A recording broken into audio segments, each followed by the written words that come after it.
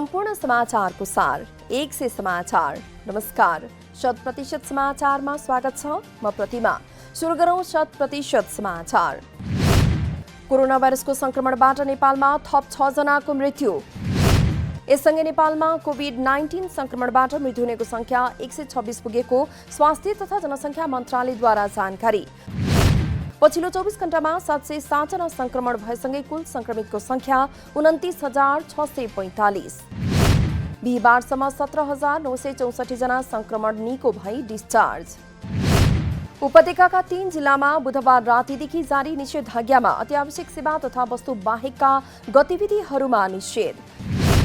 बुधबार राति 12 बजेबाट भदौ 10 गते राति 12 बजेसम्म अत्यावश्यक बाहेकका सबै गतिविधिमा निषेध।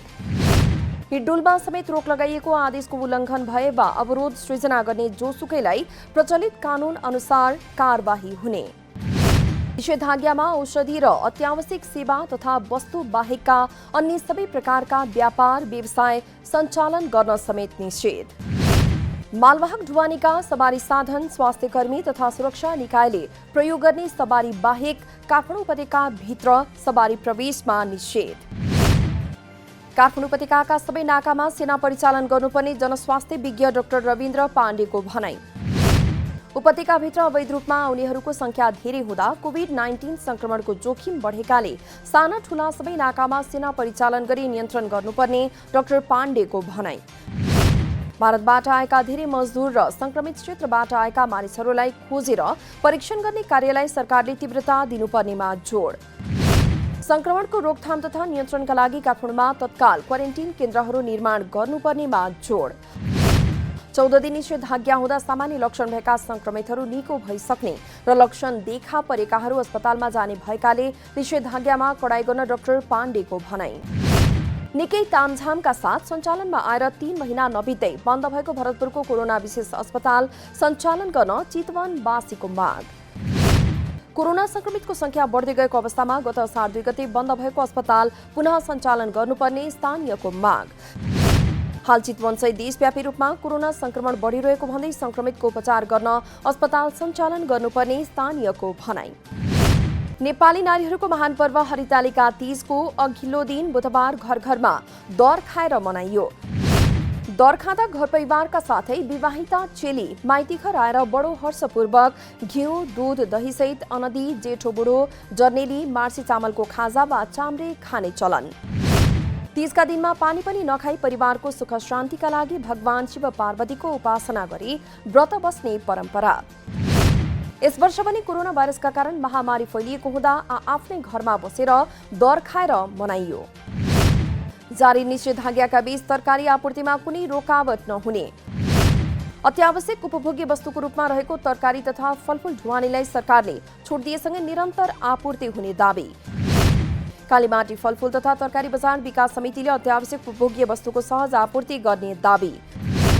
तरकारीमा हुने कालोबजारी नियन्त्रण गर्न कर्मचारीहरू परिचालन गरिएको समितिको भनाई। स्थानीय प्रशासनले बिहान 7 बजेपछि व्यापारिक गतिविधि रोक्न आदेश दिएसँगै बजार बन्द। बजारमा कोरोना संक्रमण फैलिन नदिन, भिडभाड कम गर्न, सेनिटाइजर प्रयोग गर्न र अनिवार्य मास्क लगाउन समितिको आग्रह। लकडाउनको मौका छोपी खाद्य तथा निर्माण सामग्रीमा हुन सक्ने कालोबजारीलाई मध्यनजर गर्दै रामेछापमा बजार अनुगमनमा कडाई। खाद्य तथा निर्माण सामग्रीमा कालोबजारी हुन नदिने उद्देश्यले अनुगमनलाई बढाउनुका साथै कडाई गरिएको जिल्ला प्रशासन कार्यालय रामेछापको भनाई। अनुगमन टोलीद्वारा दीपज्योति हार्डवेयर मन्थलीबाट 1 लाख रुपैयाँ भन्दा बढी मूल्य बराबरको म्याद नाघेका रङ र रङ बनाउने केमिकल बरामद। बजार अनुगमनका क्रममा फेला परेका र म्याद नाघेका तथा सडे गलेका वस्तुहरू बरामद गरी जिल्ला प्रशासन कार्यालय रामेछापद्वारा नष्ट। लकडाउन लम्बिँदै गएपछि दैनिक मजदुरी गरी जीविका चलाउँदै आएका बझाङका हलिया परिवारमा खाद्य सङ्कटको जोखिम। दिनभर साउको घरमा काम गरी साँझ चुलो बाल्ने उनीहरूलाई लकडाउनपछि काम नपाउने चिन्ता। थलारा गाउँपालिका स्थित सिरेटाको हलिया बस्तीका मजदुर कामविहीन भएपछि चिन्तित। खेतीपाती गर्ने जमिन नहुँदा बझाङका हलिया लकडाउनमा निकै शास्ति खेप्दै। बझाङको जय पृथ्वी नगरपालिका र प्रतिनिधि सभा सदस्य भैरव बहादुर सिंहको पहलमा 50 लाख लागतमा ब्लड बैंक स्थापना। लामो समयदेखि रगतको अभाव खिप्दै आएको बझाङ अस्पतालले ब्लड ब्याङ्क सञ्चालनमा ल्याएसँगै नागरिकहरूलाई सहज हुने अपेक्षा।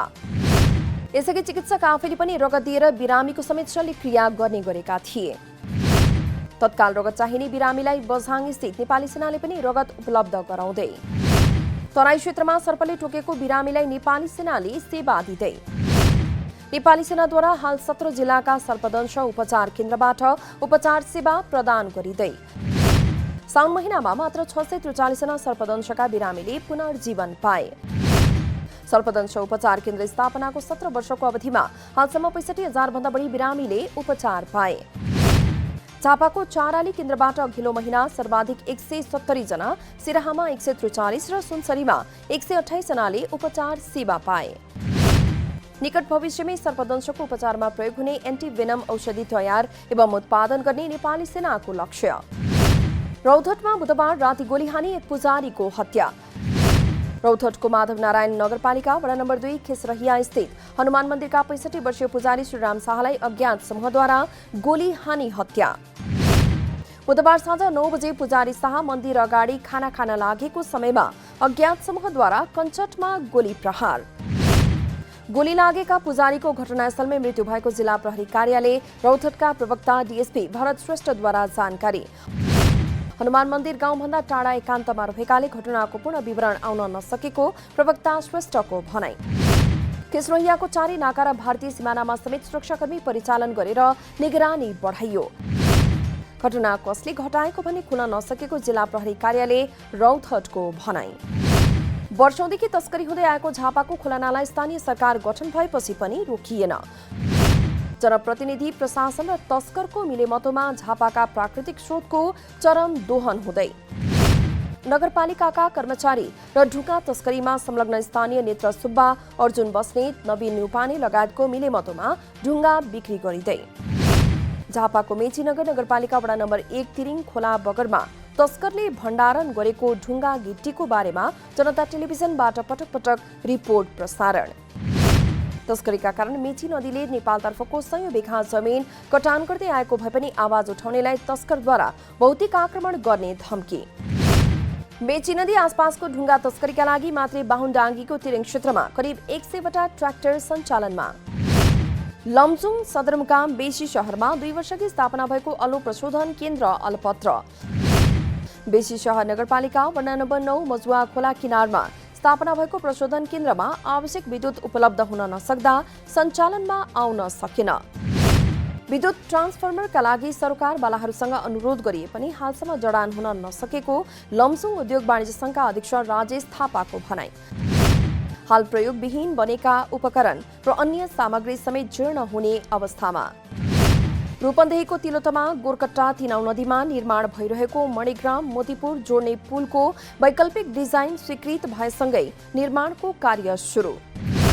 10 वर्ष अघि सम्झौता भएको मणिग्राम मोतीपुर पुलको 3 वटा फाउन्डेसन र 2 स्ल्याब ढलान भएपछि रोकिएको थियो निर्माण।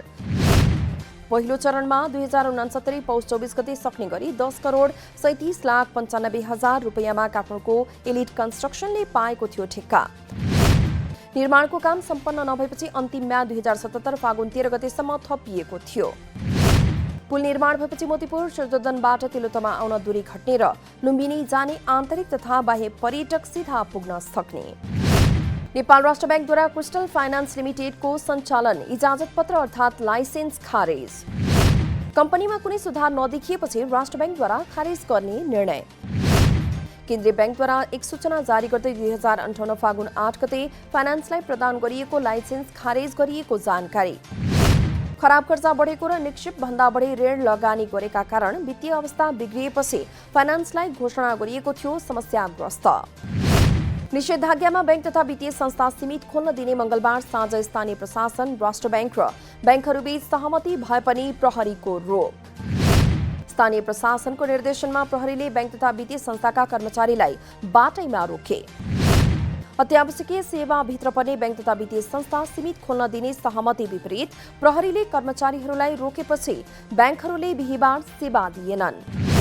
घरबाट निस्किने बित्तिकै कर्मचारीलाई प्रहरीले रोकेपछि नेपाल बैंकर्स संघद्वारा राष्ट्र बैंकसँग कुरा गरेर बिहीबारका लागि शाखा बन्द गर्ने निर्णय। बैंकरका अनुसार कतिपय कर्मचारीलाई सडक किनारमा राखियो त कतिपयलाई नजिकको प्रहरी कार्यालयमै पुर्याइयो। भारतमा एकै दिन 70,000 भन्दा धेरै नयाँ संक्रमित थपिए।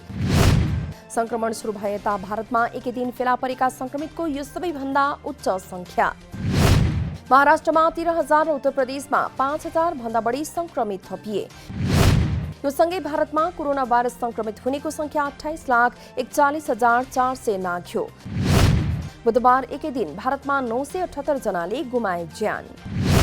यससँगै भारतमा मृत्यु हुने कोरोना संक्रमितको संख्या 54,000 नाघ्यो। पूर्व राष्ट्रपति बाराक ओबामा र आसन्न राष्ट्रपति निर्वाचनका प्रत्याशी जो बाइडेनमाथि अमेरिकी राष्ट्रपति डोनाल्ड ट्रम्पले पोखे आक्रोश। व्हाइट हाउसमा आयोजित पत्रकार सम्मेलनमा राष्ट्रपति ट्रम्पले गरे पूर्व राष्ट्रपति ओबामा र आफ्नो प्रतिस्पर्धी बाइडेनको आलोचना। पूर्व राष्ट्रपति ओबामाले राम्रो काम गरेको भए आफू अमेरिकाको राष्ट्रपति नहुने समेत ट्रम्पको भनाई। पूर्व राष्ट्रपति ओबामाले राष्ट्रपति ट्रम्पले राष्ट्रपति पदलाई रियालिटी शो बनाएको भन्दै गरेका थिए कडा टिप्पणी। लामो समयदेखि खेलाडीको पारिश्रमिक नपाएको गुनासो सहित नेपाल क्रिकेट संघ क्यानले आइसिसीलाई पठायो पत्र। नेपाली राष्ट्रिय टोलीका खेलाडीहरूले सन् 2019 देखि पाएका छैनन् पारिश्रमिक। 2019 का लागि ए श्रेणीको मासिक 35,000, बी श्रेणीको मासिक 25,000 र सी श्रेणीको मासिक 15,000 रुपैयाँ। आइसिसीलाई सबै श्रेणीका खेलाडीको तलबमा 10,000 का दरले बढाएर पठाउन क्यानको प्रस्ताव। विश्व जुनियर ब्याडमिन्टन वरियताको 7औं स्थानमा रहेका प्रिन्स दाहाललाई सहयोग गर्ने कैलाली जिल्ला ब्याडमिन्टन संघको निर्णय। संघले प्रिन्सलाई योनिक्स ब्रान्डको BG65 स्ट्रिङ 50 थान सहयोग गर्ने। प्रिन्सलाई सहयोग गर्ने निर्णय भइसकेको तर कोरोनाका कारण सामग्री पठाउन नपाएको संघका अध्यक्ष नवराज जोशीको भनाई। यस्तै ब्याडमिन्टनका पूर्व च्याम्पियन पशुपति पनेरूले पनि प्रिन्सको उपलब्धिप्रति सम्मान दर्शाउने। पशुपति पनेरू र कैलाली संघले पठाउने सामग्री आउन साथ एक कार्यक्रमको आयोजना गरी प्रिन्सलाई हस्तान्तरण गरिने। भारतमा एक क्लबका खेलाडीहरूको मोबाइल र पर्स चोर्ने प्रशिक्षक बुधबार प्रहरीद्वारा पक्राउ।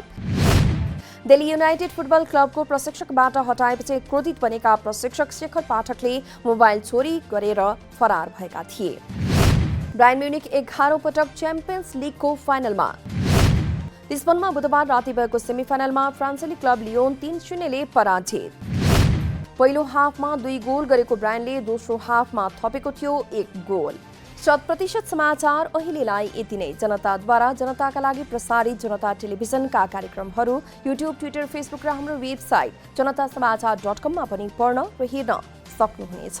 सूचनामा तपाईको सहभागिता, समयमा समाचार हाम्रो प्रतिबद्धता। नमस्कार।